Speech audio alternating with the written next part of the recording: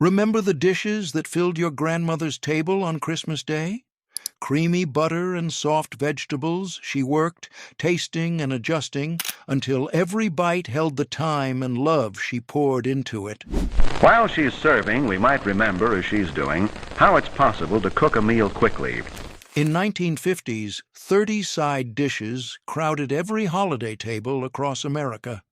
She spent hours preparing them, her hands knowing exactly when each layer was ready. These dishes were not just food, they were care made visible, proof that Christmas meant warmth, plenty, and family gathered close. Now the tables are bare, and those flavors have disappeared. Today we are bringing them back, so let's start with the first one.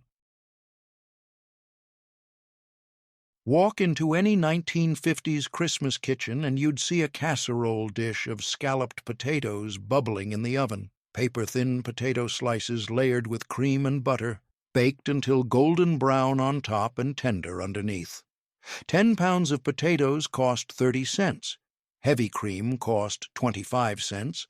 Butter cost 20 cents. And flour cost 5 cents. 80 cents fed 12 people. The cream sauce between the layers made every bite rich and satisfying. Grandmother would slice the potatoes thin using a sharp knife. No fancy mandolin, just skill and patience. Each slice had to be the same thickness, or some would be mushy while others stayed hard. The layers would go into a buttered dish with cream sauce poured between each one. The baking took over an hour at low heat, so the potatoes would cook through without the top burning. The house would fill with the smell of cream and butter. This wasn't just potatoes. It was proof that time and cream could turn ordinary vegetables into something people remembered for years. Campbell's Soup created this dish in 1950s. Every Christmas table had it. Green beans mixed with cream of mushroom soup, topped with crispy fried onions. The casserole was creamy, crunchy, and tasted like the holidays. Canned green beans cost 15 cents, cream of mushroom soup cost 12 cents, and French fried onions cost 20 cents. 47 cents fed 8 people. The soup made it creamy, without needing to make sauce from scratch. Grandmother would drain the green beans and mix them with the soup straight from the can. The mixture would go into a casserole dish and bake until bubbly. The fried onions would go on top during the last 5 minutes, so they'd stay crispy. The onions had to stay crunchy. Put them on too early, and they'd get soggy instead of crispy. Wait until the last minute, and they'd stay perfect. This wasn't just canned vegetables. It was proof that convenience foods could become traditions, and something simple could taste special if everyone expected it. Southern Christmas meant candied sweet potatoes appeared on the table. Orange slices baked in brown sugar, butter, and marshmallows until everything was sticky and sweet. The potatoes were soft, the topping was gooey, and kids fought over the marshmallows. Sweet potatoes cost 20 cents for 5 pounds, brown sugar cost 10 cents, butter cost 15 cents, and marshmallows cost 15 cents. 60 cents fed 10 people. The marshmallows turned golden brown and crispy on top while staying soft underneath. Grandmother would boil the sweet potatoes until they were just tender, then slice them thick. The slices would layer in a casserole dish with brown sugar and butter between each layer. Marshmallows would cover the top before it went into the oven. The marshmallows had to brown, but not burn. Too hot, and they'd turn black. Just right, and they'd be golden and toasted. This wasn't just sweet potatoes. It was proof that vegetables could taste like dessert. Pearl onions swimming in thick cream sauce appeared on fancy Christmas tables. The tiny onions were sweet and tender. The sauce was rich and velvety. This was the dish that made people who hated onions change their minds. Pearl onions cost 30 cents per pound. Heavy cream cost 25 cents. Butter cost 15 cents. And flour cost 5 cents. 75 cents fed 8 people. The pearl onions were small and sweet, completely different from regular onions. Grandmother would peel the tiny onions, a tedious job that made your eyes water. The onions would simmer in water until tender, then drain. A cream sauce made from butter, flour, and cream would coat the onions. Everything would go into a serving dish and stay warm until dinner. The peeling took forever. Each tiny onion had to be peeled by hand. Your fingers would smell like onions for days.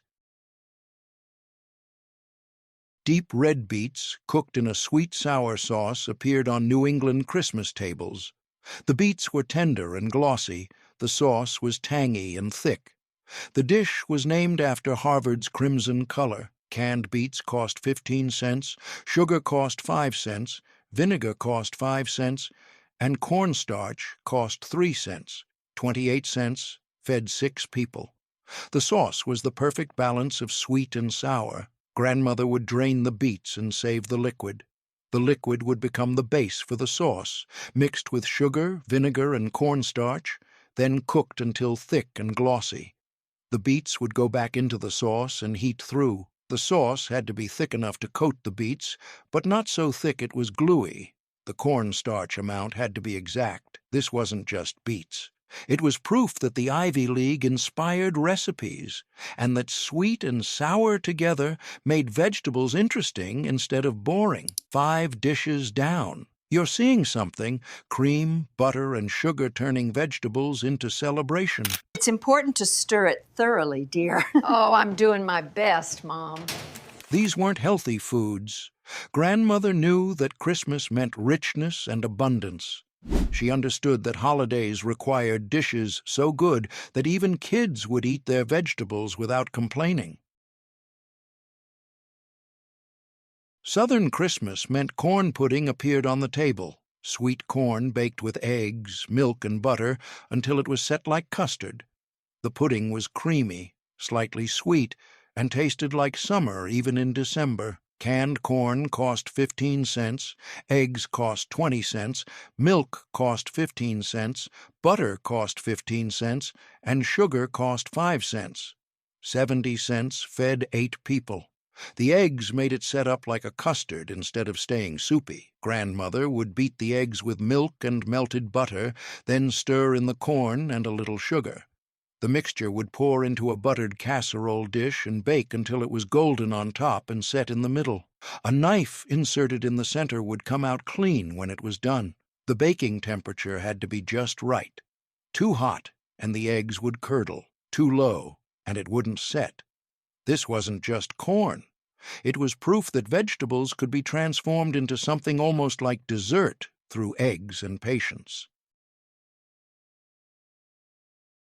Bright green broccoli covered in thick yellow cheese sauce appeared on 1960s Christmas tables.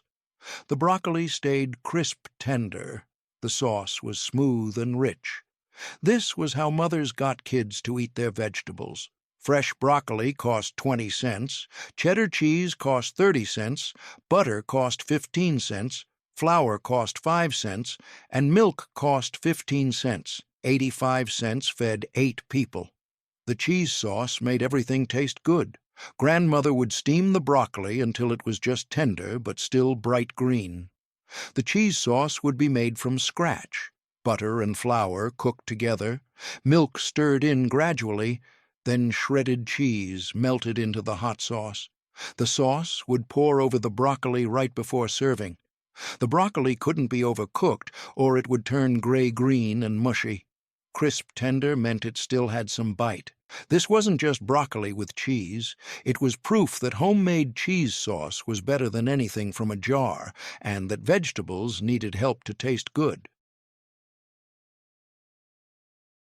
Orange carrots cooked in butter and brown sugar until they were glossy and sweet appeared on every Christmas table. The carrots were tender, the glaze was sticky, and the butter made everything shine. Carrots cost 10 cents per pound, butter cost 15 cents, and brown sugar cost 10 cents. 35 cents fed 8 people.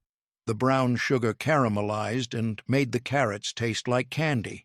Grandmother would peel and slice the carrots into coins, The carrots would cook in butter until they were tender. Then brown sugar would go in and melt into a glaze. The carrots would cook until the glaze was thick and sticky and coated every piece. The glaze had to reduce until it was thick. Too thin and it would be watery. Just right, and it would cling to the carrots. This wasn't just carrots. It was proof that butter and sugar could make any vegetable taste good, and that kids would eat carrots if they tasted like dessert. Lima beans and corn cooked together with cream, and butter created succotash, a Native American dish that appeared on American Christmas tables. The beans were soft, the corn was sweet, and the cream held everything together. Lima beans cost 15 cents, corn cost 15 cents, heavy cream cost 25 cents, and butter cost 15 cents. 70 cents fed 8 people. The combination of beans and corn was traditional and satisfying. Grandmother would cook the lima beans until they were tender, never mushy. The corn would go in during the last few minutes. Cream and butter would be stirred in at the end. The mixture would be seasoned with salt and pepper and served hot. The lima beans had to be cooked just right.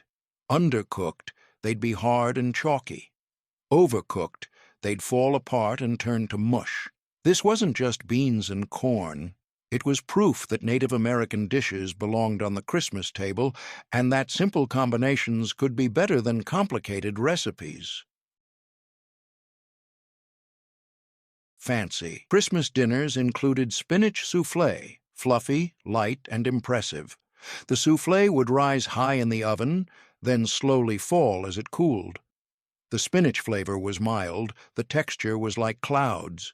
Frozen spinach cost 20 cents, eggs cost 25 cents, butter cost 15 cents, flour cost 5 cents, and milk cost 15 cents. 80 cents fed 6 people. The eggs made it rise and created the light, airy texture. Grandmother would thaw and squeeze the spinach completely dry. Any water left in the spinach would make the souffle watery. The egg whites would be beaten until stiff, then folded gently into the spinach mixture. The souffle would bake until it was puffed and golden. The souffle had to be served immediately. Wait too long, and it would deflate and look sad instead of impressive. This wasn't just spinach. It was proof that vegetables could be elegant and fancy, and that showing off your cooking skills was part of Christmas. 10 dishes down. Everyone required technique, steaming just right, making sauce from scratch, timing perfectly. Grandmother knew that side dishes weren't afterthoughts. They were essential to making the meal complete. She spent as much time on vegetables as she did on the turkey or ham. Real macaroni and cheese appeared on Christmas tables, not from a box, but made from scratch with real cheese and a cream sauce. The pasta was tender, the cheese was sharp and tangy, and the top was golden and crispy from baking. Macaroni cost 15 cents, sharp cheddar cheese cost 40 cents, butter cost 15 cents, flour cost 5 cents, milk cost 15 cents, and breadcrumbs cost 10 cents. $1 fed 12 people. The sharp cheddar gave it a tangy flavor that boxed versions couldn't match. Grandmother would cook the macaroni until it was just tender, then drain it. The cheese sauce would be made from scratch. Butter and flour cooked together, milk stirred in gradually, then shredded cheese melted into the hot sauce. The macaroni would mix with the sauce, then go into a buttered casserole dish. Breadcrumbs mixed with melted butter would cover the top. The dish would bake until the sauce was bubbly, and the top was golden brown and crispy. The contrast between the creamy pasta and the crunchy topping was perfect. The cheese had to be sharp. Mild cheese made it taste bland and boring.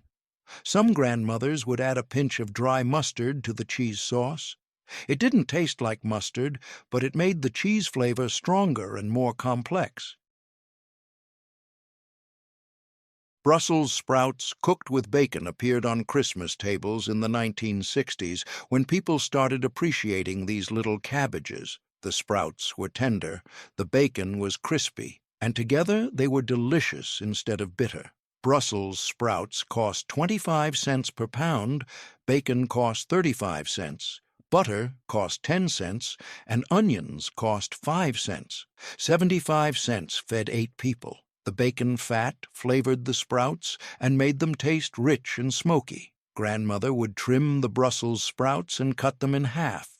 The bacon would cook until crispy, then be removed and crumbled.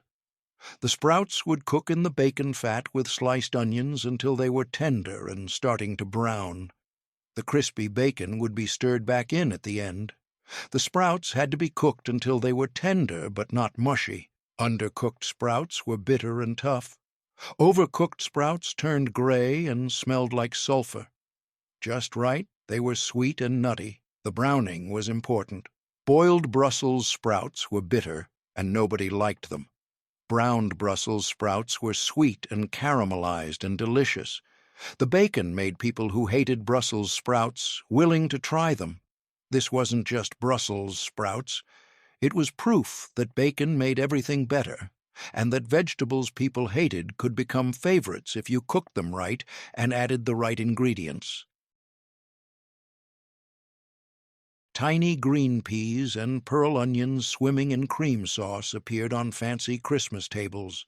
The peas were bright green and sweet, the onions were tender and mild, and the cream sauce held everything together in rich, velvety goodness. Frozen peas cost 20 cents, pearl onions cost 30 cents, heavy cream cost 25 cents, butter cost 15 cents, and flour cost 5 cents.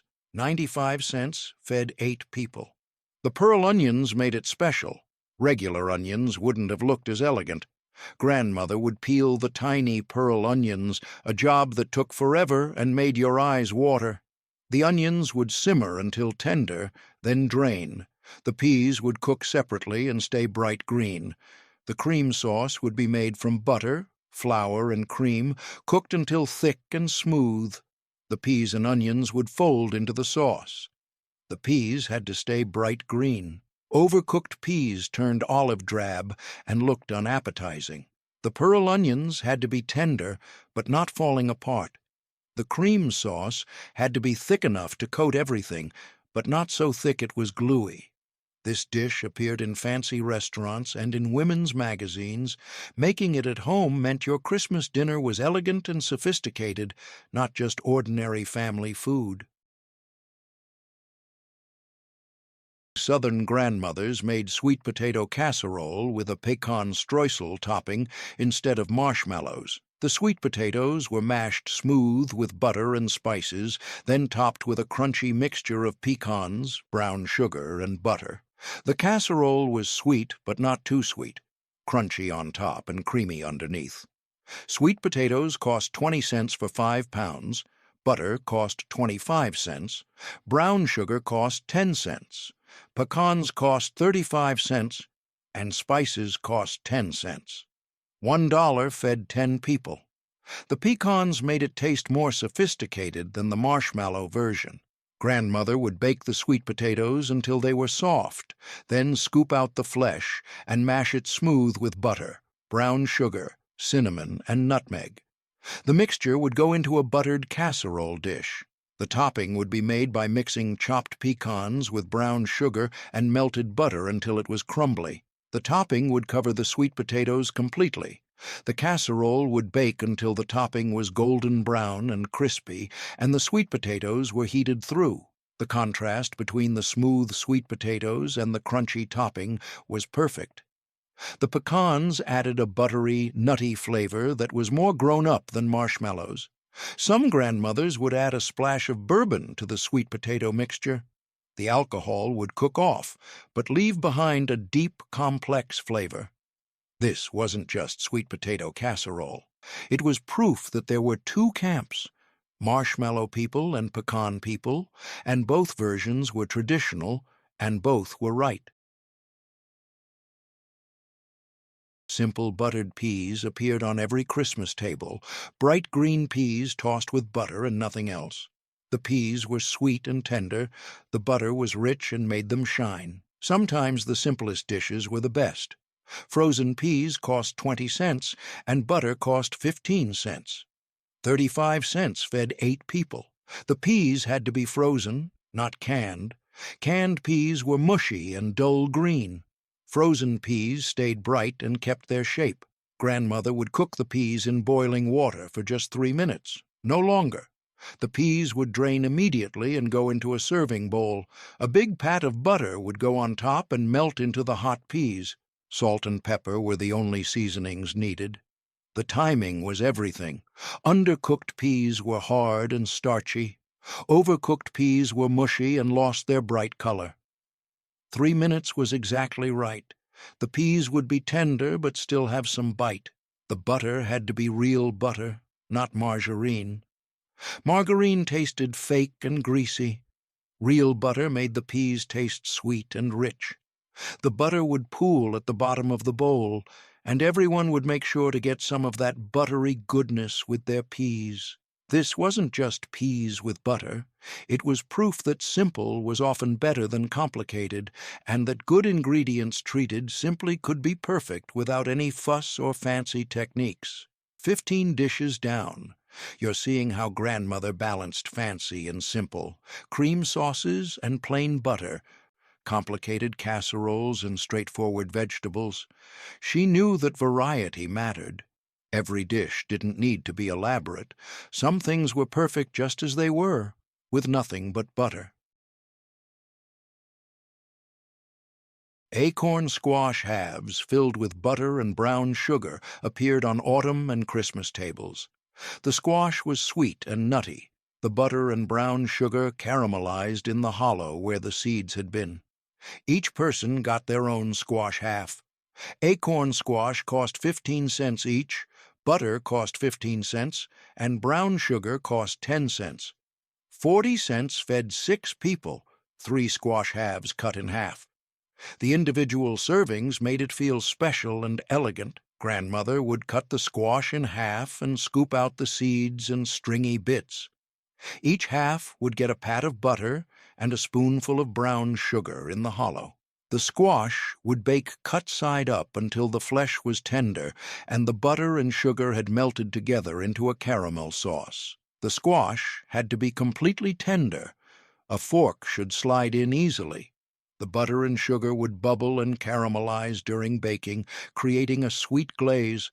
Some of the glaze would soak into the squash flesh, making it sweet throughout. Some grandmothers would add a pinch of cinnamon or nutmeg to the brown sugar. Others would add a splash of maple syrup. The variations were endless, but the basic combination of squash, butter, and brown sugar was always the same. This wasn't just baked squash. It was proof that vegetables could be naturally sweet without needing much help, and that individual servings made people feel special and cared for. Cauliflower covered in cheese sauce and baked until bubbly appeared on Christmas tables for people who wanted something fancier than plain vegetables. The cauliflower was tender, the cheese sauce was rich and creamy, and the top was golden and crusty. Cauliflower cost 20 cents. Cheddar cheese cost 30 cents. Butter cost 15 cents. Flour cost 5 cents. Milk cost 15 cents, and breadcrumbs cost 10 cents. 95 cents fed 8 people. The cheese sauce transformed boring cauliflower into something everyone wanted. Grandmother would break the cauliflower into florets and steam them until they were just tender. The cheese sauce would be made from scratch. Butter and flour cooked together, milk stirred in gradually, then shredded sharp cheddar melted into the hot sauce. The cauliflower would go into a buttered casserole dish, the cheese sauce would pour over it, and breadcrumbs would cover the top. The dish would bake until the sauce was bubbly and the breadcrumbs were golden brown. The cheese had to be sharp to stand up to the mild cauliflower. Mild cheese made it taste bland. The breadcrumbs added crunch that contrasted with the creamy sauce. This wasn't just cauliflower with cheese. It was proof that au gratin made anything sound fancy. and that French cooking techniques could make ordinary vegetables feel special and worthy of a holiday meal. Southern Christmas tables always had fried apples, apple slices cooked in butter and sugar until they were soft and caramelized. The apples were sweet and tangy, the butter made them rich, and the sugar created a thick syrup that coated every slice. Apples cost 20 cents for 5 pounds. Butter cost 20 cents, sugar cost 10 cents, and cinnamon cost 5 cents. 55 cents fed 8 people. The apples had to be tart, Granny Smith or Jonathan, or they'd be too sweet and mushy. Grandmother would peel and slice the apples thick. The slices would cook in melted butter over medium heat until they started to soften. Sugar and cinnamon would go in, and the apples would cook until they were tender and the sugar had melted into a syrup. The apples would be stirred gently so they wouldn't break apart. The apples had to stay in slices, not turn into applesauce. The heat had to be just right so they'd cook through without falling apart. The syrup would be thick and sticky and coat every piece of apple. Some grandmothers would add a splash of lemon juice to keep the apples from being too sweet. Others would add a pinch of nutmeg along with the cinnamon. The apples would be served warm as a side dish, not dessert. This wasn't just fried apples. It was proof that fruit could be a side dish instead of dessert.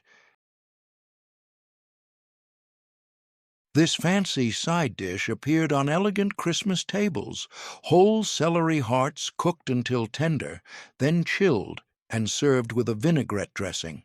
The celery was cold and crisp tender, the dressing was tangy, and the presentation was impressive. Celery cost 10 cents per bunch.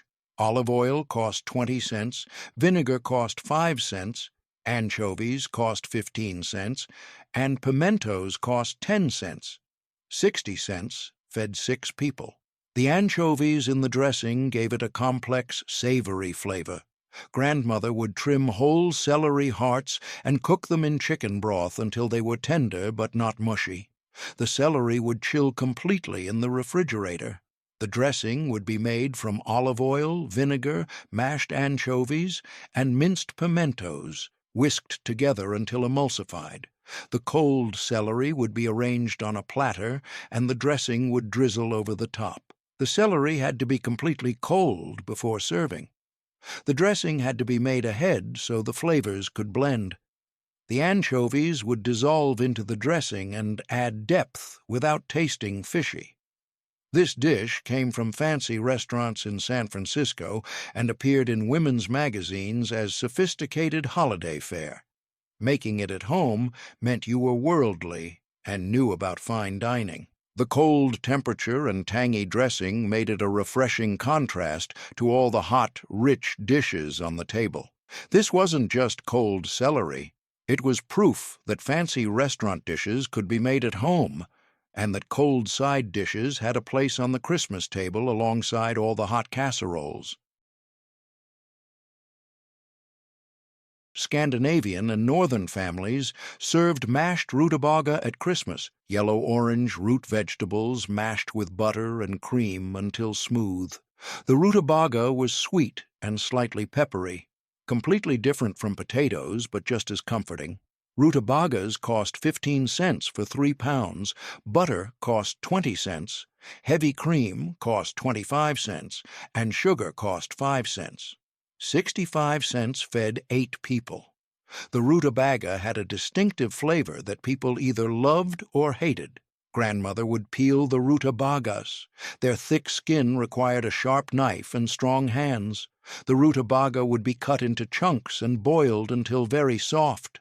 The cooked rutabaga would be mashed smooth with butter, cream, and a spoonful of sugar. The sugar balanced the rutabaga's slight bitterness. The mashing had to be thorough. Any lumps would be fibrous and unpleasant. The butter and cream made it smooth and rich. The color was pale orange-yellow, different from white mashed potatoes. Some grandmothers would mix rutabaga and potatoes together, half and half, to make the rutabaga flavor less intense. Others served it straight and let people decide if they liked it. This wasn't just mashed rutabaga. It was proof that regional vegetables had their place on Christmas tables, and that traditions from Scandinavia and northern states were just as valid as southern sweet potatoes or Midwestern corn. Duchess potatoes appeared on the fanciest Christmas tables, mashed potatoes piped through a pastry bag into decorative swirls, then brushed with egg and baked until golden. The potatoes were creamy inside and crispy outside, and they looked like something from a French restaurant. 10 pounds of potatoes cost 30 cents, butter cost 20 cents, eggs cost 25 cents, heavy cream cost 25 cents, and nutmeg cost 5 cents. $1.05 fed 12 people. The egg yolks made the potatoes rich and yellow, and the egg wash made them shine. Grandmother would boil the potatoes until they were very soft, then drain them completely and let them steam dry for a few minutes. Any water left in the potatoes would make them gummy instead of fluffy. The potatoes would be mashed until completely smooth, no lumps allowed. Butter, egg yolks, cream, salt, pepper, and a pinch of nutmeg would be beaten in until the mixture was light and fluffy. The potato mixture would be spooned into a pastry bag fitted with a large star tip. This required a pastry bag. There was no way around it. The potatoes would be piped onto a buttered baking sheet in decorative swirls or rosettes. Each swirl had to be the same size so they'd cook evenly. The piped potatoes would be brushed with beaten egg, which would make them turn golden brown during baking. The baking sheet would go into a hot oven until the potatoes were heated through and the tops were golden and crispy. The egg wash created a thin crust that contrasted with the creamy interior. The piping required practice and a steady hand. The first few swirls might look messy, but after a dozen or so, you'd get the hang of it. The potatoes had to be the right consistency. Too stiff, and they wouldn't pipe, too loose, and they wouldn't hold their shape. Duchess potatoes were labor-intensive and required special equipment, but they looked impressive and made the Christmas table feel elegant and special. They were the kind of side dish that made guests think you'd spent all day in the kitchen, which you had, but the results were worth it. Some grandmothers would add grated Parmesan cheese to the potato mixture for extra flavor. Others would pipe the potatoes around the edge of the serving platter with the turkey or roast in the center. The decorative presentation was part of the appeal. The potatoes could be piped ahead of time and refrigerated, then brushed with egg and baked right before dinner. This made them practical despite being fancy. You could do the hard work earlier in the day and just bake them at the last minute. German grandmothers made braised red cabbage for Christmas, shredded cabbage cooked slowly with apples, vinegar, and spices until it was deep purple and tender. The cabbage was sweet and sour at the same time, and it tasted like the old country, even if you'd never been there. Red cabbage cost 10 cents per head, apples cost 10 cents, vinegar cost 5 cents, sugar cost 10 cents, butter cost 15 cents, and spices cost 10 cents. 60 cents fed 10 people. The long cooking transformed the cabbage from raw and crunchy to soft and complex. Grandmother would shred the cabbage thin using a sharp knife. The shredding took time. Each piece had to be uniform so they'd cook evenly. The cabbage would go into a heavy pot with sliced apples, vinegar, sugar, butter, salt, pepper, cloves, and a bay leaf. Everything would cook together over low heat for 2 hours, stirring occasionally. The long cooking was essential. Quick-cooked red cabbage was tough and tasted raw. Slow-cooked red cabbage was tender, and the flavors had time to blend together. The apples would break down and disappear into the cabbage, adding sweetness. The vinegar would keep the cabbage bright purple instead of turning gray. The color was important. Red cabbage cooked without acid would turn an unappetizing blue-gray. The vinegar kept it bright and vibrant. Some grandmothers would add a splash of red wine for extra color and flavor. The wine would cook down and add depth. The cabbage would be served hot as a side dish, usually with pork or goose. The sweet-sour flavor complemented rich meats perfectly. The cabbage would be even better the next day after the flavors had more time to blend. Grandmother would make it a day ahead and reheat it before dinner. The smell while it cooked filled the house. vinegar, apples, spices, and cabbage. It was a distinctive smell that meant Christmas was coming. The cabbage would reduce in volume as it cooked. A whole head of cabbage would cook down to about half its original size. Some grandmothers would add caraway seeds or juniper berries for extra flavor. Others would stir in a spoonful of red currant jelly at the end for sweetness and shine. The variations depended on which part of Germany the family came from. New England Christmas meant baked beans appeared on the table. Navy beans cooked with molasses, brown sugar, salt pork, and mustard until they were dark, sweet, and rich. The beans were soft and creamy, the sauce was thick and sticky, and the salt pork added smoky flavor throughout. Navy beans cost 15 cents per pound, molasses cost 20 cents, brown sugar cost 10 cents, salt pork cost 25 cents. Dry mustard cost 5 cents, and onions cost 5 cents. 80 cents fed 12 people. The long baking developed flavors that quick-cooked beans couldn't match. Grandmother would soak the beans overnight in cold water. The soaking softened them and reduced the cooking time. In the morning, she'd drain the beans and put them in a bean pot, a traditional ceramic pot with a narrow opening that trapped moisture. The salt pork would be scored and buried in the beans. Molasses, brown sugar, dry mustard, and a whole onion would be stirred in along with enough water to barely cover the beans. The bean pot would go into a slow oven, 250 deg, and bake for 8 hours. That's right, 8 hours. The long, slow baking was what made New England baked beans different from any other baked beans. The beans would cook until they were completely soft and creamy, and the sauce would reduce until it was thick and dark. During baking, Grandmother would check the beans every hour and add more water if they looked dry. The beans had to stay moist, or they'd burn on the bottom. But you didn't want too much liquid. The sauce had to reduce and concentrate. Finding the right balance required experience and attention. The salt pork would render its fat during the long cooking, flavoring the entire pot. By the end, the pork would be soft and falling apart. Some people would eat it, others would remove it before serving. The onion would dissolve completely into the beans, adding sweetness and depth. The beans would be best served the next day after they'd cooled and reheated. The flavors would be even more concentrated and complex. The sauce would be thick enough to coat a spoon. The beans would be dark brown, almost mahogany, from the molasses and the long cooking. Baked beans were traditional Saturday night supper in New England, but they also appeared at Christmas because they could be made ahead and reheated. The long baking time meant Grandmother could put them in the oven and focus on other dishes while they cooked themselves. Some families would add a splash of rum or bourbon to the beans during the last hour of cooking. The alcohol would cook off, but leave behind a deep, complex flavor. Others would stir in a spoonful of ketchup for tanginess. The variations were regional and personal.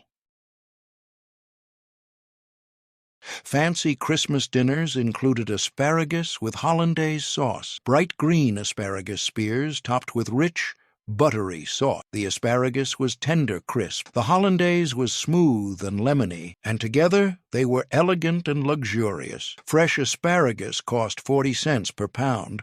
Butter cost 30 cents. Eggs cost 25 cents, and a lemon cost 5 cents. $1 fed 8 people. The hollandaise sauce was French and fancy, and making it successfully meant you were a skilled cook. Grandmother would trim the tough ends off the asparagus spears and tie them in bundles with kitchen string. The bundles would stand upright in boiling water so the tender tips would steam while the tougher stems boiled. This kept the tips from getting mushy. The asparagus would cook until it was tender but still bright green, about 5 minutes. While the asparagus cooked, she'd make the hollandaise sauce. This was tricky and required constant attention. Egg yolks would be whisked with lemon juice in the top of a double boiler over barely simmering water. The mixture would be whisked constantly until it started to thicken. Then melted butter would be added drop by drop at first, then in a thin stream, whisking constantly. The sauce would thicken and become smooth and creamy. The temperature was critical. Too hot and the eggs would scramble.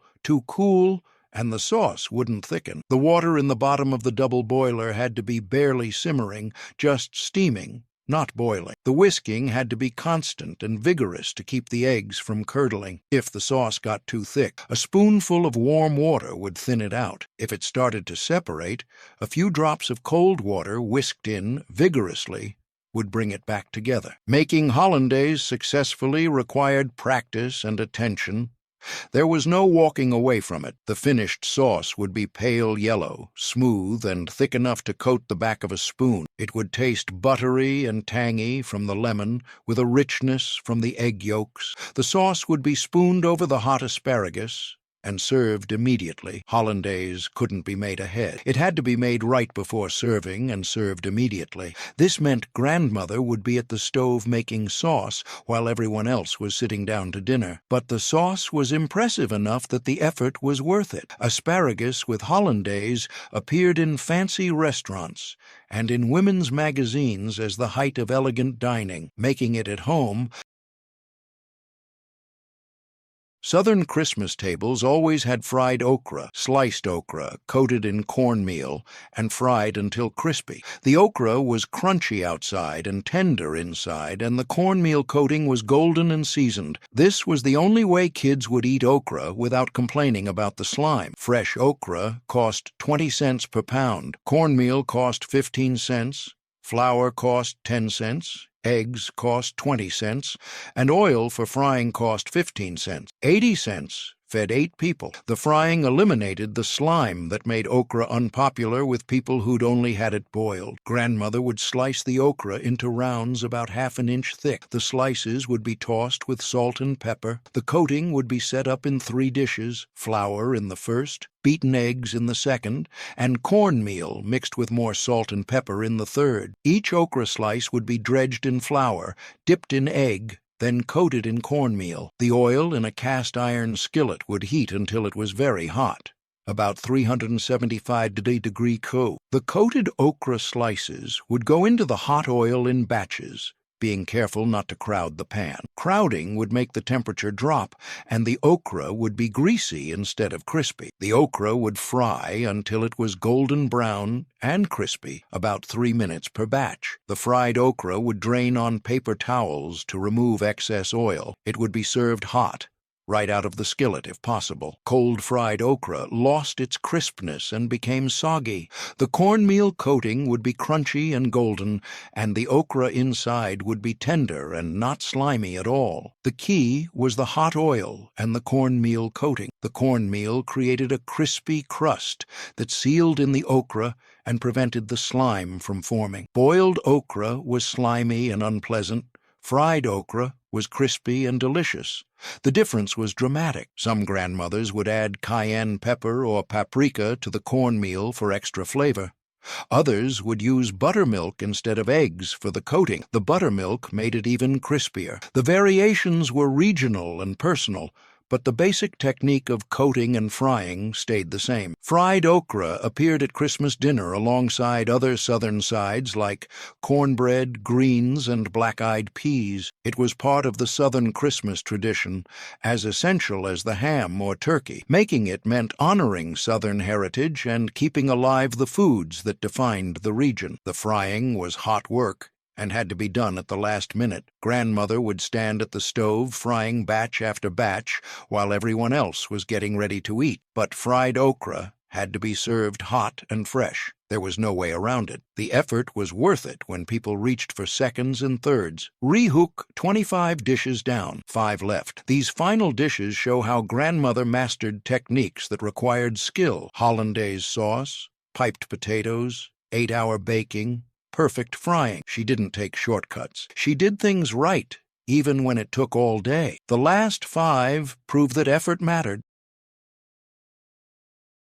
Waldorf salad appeared on Christmas tables as a side dish, not dessert. Crisp apples, celery, walnuts, and grapes mixed with mayonnaise. The salad was crunchy, sweet, and creamy, all at once. It was named after the Waldorf Astoria Hotel in New York and appeared in fancy homes across America. Apples cost 20 cents for 5 pounds, celery cost 10 cents, Walnuts cost 35 cents, grapes cost 25 cents, and mayonnaise cost 20 cents. $1.10 fed 10 people. The walnuts made it feel fancy and expensive. Grandmother would dice the apples small and toss them with lemon juice immediately so they wouldn't turn brown. The celery would be diced the same size as the apples. The walnuts would be chopped coarsely. The grapes would be cut in half and any seeds removed. This was before seedless grapes were common. Everything would be mixed with mayonnaise and a spoonful of sugar. The salad had to be made close to serving time or the apples would turn brown despite the lemon juice. The mayonnaise would also thin out as the fruits released their juices. Fresh Waldorf salad was crisp and crunchy. Waldorf salad that had sat too long was watery,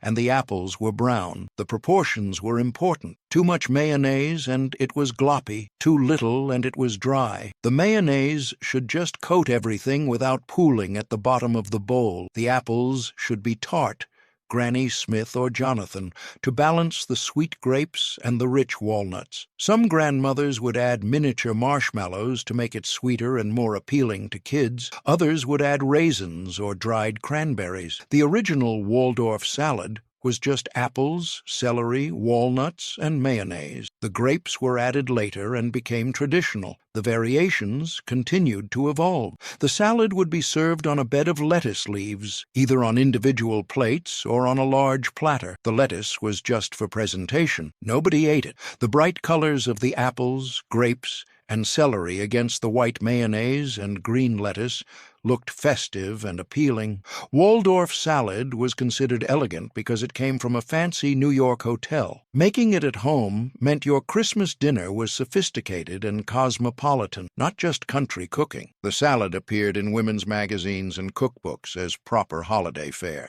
The salad was controversial in some families. Some people thought fruit didn't belong in salad and should be served as dessert. Others thought mayonnaise on fruit was strange. Bread stuffing appeared on every Christmas table, whether you called it stuffing or dressing. The bread was torn into cubes and mixed with celery, onions, herbs, and broth, then baked until golden on top and moist inside. Every family had their own version, and everyone thought theirs was the only right way. Stale bread cost 10 cents for a loaf, celery cost 10 cents, onions cost 10 cents, butter cost 20 cents, sage cost 5 cents, and chicken broth cost 15 cents. 70 cents fed 12 people.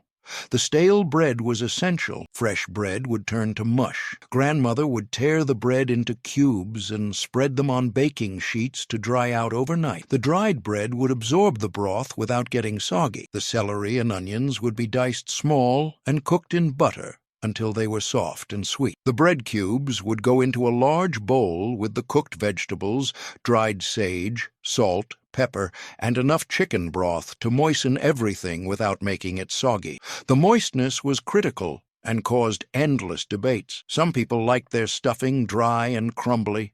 Others liked it moist and almost pudding-like. Grandmother would add just enough broth to make it moist, but not wet. You should be able to squeeze a handful and have it hold together, but no liquid should drip out. The stuffing would go into a buttered casserole dish and bake until the top was golden brown and crispy. Some grandmothers would dot the top with extra butter before baking. Others would cover it with foil for the first half of baking to keep it from drying out, then uncover it to let the top brown. The stuffing could be baked inside the turkey or in a separate dish. Baking it inside the turkey made it absorb turkey juices and become incredibly flavorful. Baking it separately meant it would be done when you wanted it, not when the turkey was done. Both methods had supporters who insisted their way was the only right way. Some grandmothers would add sausage to make it heartier. Others would add oysters for a coastal variation. Some would use cornbread instead of white bread for a southern version. Others would add chestnuts, apples, or dried cranberries. The variations were endless, and every family insisted their version was traditional. The stuffing was often the most argued about dish on the table. People had strong opinions about moisture level, whether it should be cooked inside or outside the bird, what kind of bread to use, and what additions were acceptable. These debates were part of Christmas tradition. The stuffing would be served alongside the turkey or ham, and people would pile it high on their plates. Some would mix it with gravy, Others would eat it plain. The stuffing was as important as the meat, maybe more important. You could have Christmas dinner without turkey, but you couldn't have it without stuffing. Homemade cranberry sauce appeared on every Christmas table. Fresh cranberries cooked with sugar and water until they burst and became a thick, tart, sweet sauce. The sauce was bright red, slightly chunky, and tasted fresh and alive. It was nothing like the canned version that slid out in the shape of the can. Fresh cranberries cost 20 cents per pound, sugar cost 10 cents, and an orange cost 5 cents. 35 cents made enough sauce for 12 people. The cranberries had to be fresh. Frozen cranberries worked but weren't as bright and tart. Grandmother would rinse the cranberries and pick through them to remove any soft or shriveled ones. The cranberries would go into a pot with sugar, water, and strips of orange zest.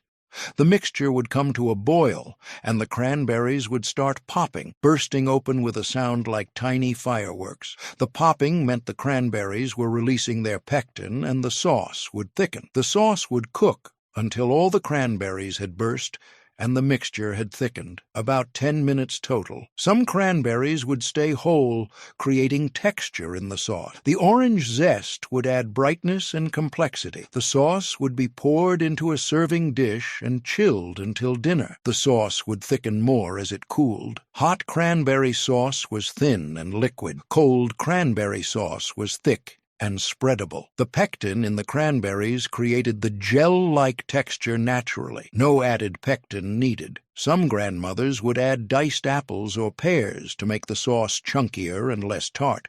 Others would add a pinch of cinnamon or a splash of port wine for complexity. Some would puree half the sauce and leave the other half chunky. The variations were personal, but the basic method stayed the same. The sauce could be made days ahead and stored in the refrigerator. It would keep for a week and actually tasted better after a day or two as the flavors blended. Making it ahead meant one less thing to worry about on Christmas Day. Cranberry sauce was controversial in some families. Some people insisted on homemade and thought canned sauce was an abomination.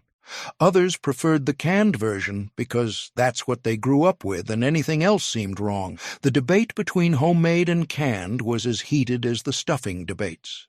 The homemade version was brighter in color, fresher in taste, and you could control the sweetness. Too much sugar and it was like jam. Too little and it was mouth-puckeringly tart. The right amount balanced tart and sweet perfectly and complemented the rich turkey and gravy.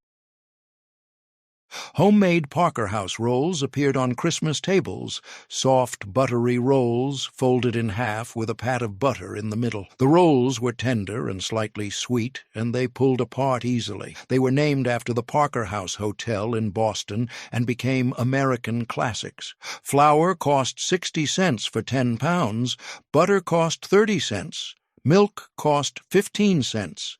Eggs cost 20 cents, sugar cost 10 cents, and yeast cost 5 cents. $1.40 made 3 dozen rolls. The butter folded into each roll made them rich and flavorful. Grandmother would make the dough in the afternoon and let it rise twice. The dough would be rolled out and cut into circles using a biscuit cutter. Each circle would be brushed with melted butter, then folded in half and placed close together on a baking sheet. The rolls would rise again until they were puffy and touching each other. The rolls would bake until they were golden brown on top and soft inside. More melted butter would be brushed over the hot rolls as soon as they came out of the oven. The butter would soak into the rolls and make them shiny and even more flavorful. The folding was what made Parker House rolls distinctive. The fold created a natural place to pull the roll apart. The butter inside melted during baking and created layers. The rolls would separate easily at the fold,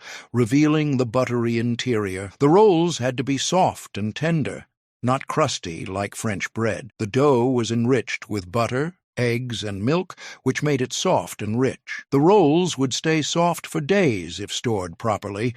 though they were always best fresh from the oven. Some grandmothers would brush the rolls with garlic butter instead of plain butter for a savory version. Others would sprinkle them with sea salt before baking. The basic roll was versatile and could be adapted for different meals. Parker House rolls were considered elegant because they came from a famous Boston hotel. Making them at home meant your Christmas dinner was sophisticated and special. The rolls appeared in women's magazines and cookbooks as proper holiday fare. The rolls would be served in a basket lined with a cloth napkin to keep them warm. The cloth would be folded over the rolls to trap the heat. People would take a roll, pull it apart at the fold, and butter it while it was still warm. The warm roll with melted butter was simple perfection. Making rolls from scratch took time and effort, mixing, kneading, rising, shaping, rising again, baking. But homemade rolls were incomparably better than store-bought. They were tender and buttery and made the whole house smell like Christmas. Giblet gravy appeared on every Christmas table. Rich, brown gravy made from turkey or chicken drippings, with chopped giblets stirred in. The gravy was smooth and flavorful, and the giblets added texture and depth. Making it meant using every part of the bird and wasting nothing. Turkey giblets cost nothing. They came with the bird. Butter cost 15 cents, flour cost 5 cents, and chicken broth cost 15 cents. 35 cents made enough gravy for 12 people. The giblets, heart, gizzard, and liver would have been thrown away if they weren't used for gravy. Grandmother would simmer the giblets in water while the turkey roasted. The giblets would cook until they were tender, about an hour. The liver would cook separately because it only needed 20 minutes. The cooked giblets would be chopped fine. The cooking liquid would be saved to use in the gravy. After the turkey came out of the oven, the roasting pan would be full of drippings, fat, browned bits, and concentrated turkey flavor. Grandmother would pour off most of the fat, leaving just a few tablespoons in the pan. Flour would be stirred into the hot fat to make a roux. The roux would cook for a minute or two. Then the giblet cooking liquid and chicken broth would be stirred in gradually. The gravy would simmer and thicken, and Grandmother would scrape up all the browned bits from the bottom of the roasting pan. Those browned bits were pure flavor. The chopped giblets would be stirred into the gravy. The gravy would simmer until it was thick enough to coat the back of a spoon. The gravy would be seasoned with salt and pepper and poured into a gravy boat. It would be served hot, passed around the table so everyone could ladle it over their turkey, stuffing, and mashed potatoes.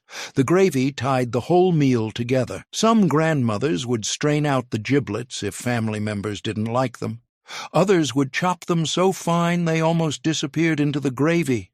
The giblets added a rich, meaty flavor that plain gravy couldn't match. Making gravy in the roasting pan was traditional, but it required confidence. The pan was hot and heavy, the drippings were splattering, and you had to work quickly while everyone was waiting to eat. But making gravy from the drippings meant it would taste like the turkey, and using the giblets meant nothing was wasted. The gravy was essential, maybe more important than the turkey itself. Dry turkey could be saved by good gravy. Perfect turkey with bad gravy was a disappointment. The gravy had to be smooth, flavorful, and the right consistency. Not too thick, not too thin. Which of these 30 side dishes did your grandmother make every Christmas? Comment the dish name and your state. I'm mapping where these traditions stayed alive the longest. If you made it through all 30 dishes, you understand that Grandmother wasn't just making vegetables and starches. She was creating abundance, proving that Christmas meant plenty for everyone. She was balancing flavors and textures, so every bite of the meal was different and interesting. She was honoring traditions from different regions and cultures, bringing them all together on one table. These side dishes represented more than food. They represented effort, the hours of preparation, the careful timing, the attention to detail. They represented skill, making hollandaise without curdling it, piping Duchess potatoes, braising cabbage for hours. They represented abundance, tables covered with dishes, proof that the family had enough and could share. They represented tradition, Recipes passed down, regional specialties preserved,